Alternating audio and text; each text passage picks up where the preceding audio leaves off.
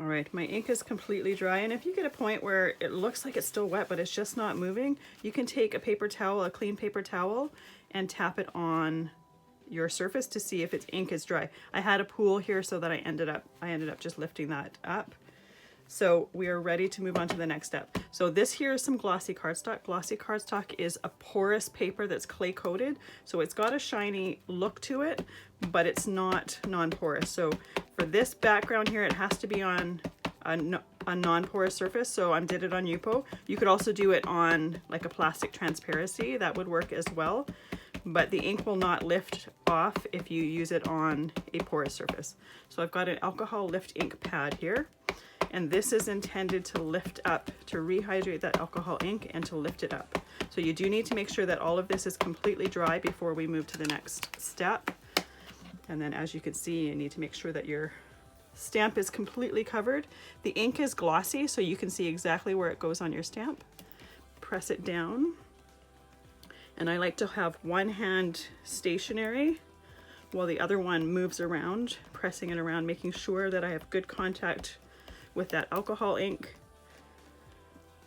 So I'm going to lift that up and then press it onto my glossy cardstock here. And I'm going to do the same thing here, hold it in one spot, press it around with the other, just to make sure my stamp doesn't move. And there we go, we have a beautiful image. Now this here, we want to lift up that ink before it dries, so we're taking some clean paper towel. First thing I'm going to do is just press the paper towel on there. We don't want to rub, we're trying to lift up some of that excess lift ink, and if we start rubbing, it was just going to smear it around. So clean paper towel, lift it up, get a new part of your clean paper towel, lift it up again.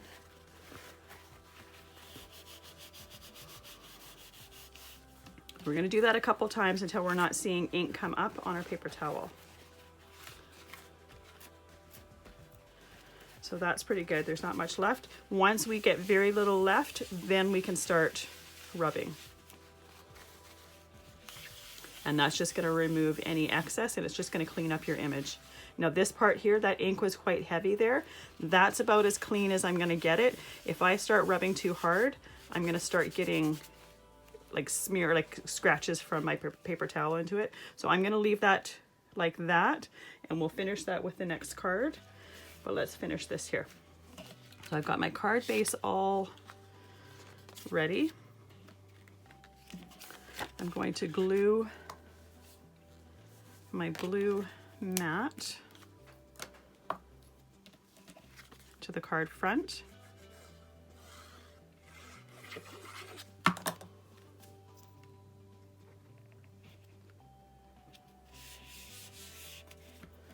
And then I'm going to glue my image piece on the glossy cardstock. So I've got some Distress Collage medium that I'm gluing with. I like using this because it dries completely clear and it also dries completely matte.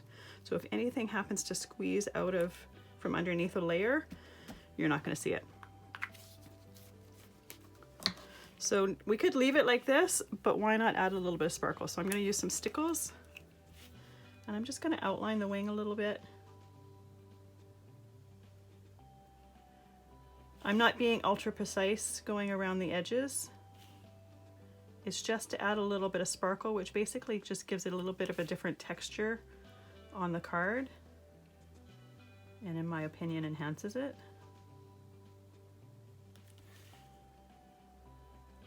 One thing to make sure of though when you're using Stickles is don't put your hand where you just put some Stickles, because you will smear it.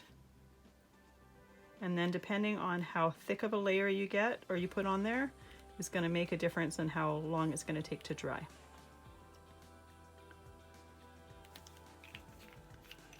And then the last thing I did for this one here was put some Glossy Accents just on the butterfly's body there. Once again, just giving it another texture in the center. So I'm going to leave that to dry without touching it. But that's what it looks like. So you get some glossy raised area where the body is, and then just the sparkle around the wings there. The alcohol ink on your butterfly stamp needs to be cleaned off with a permanent ink cleaner.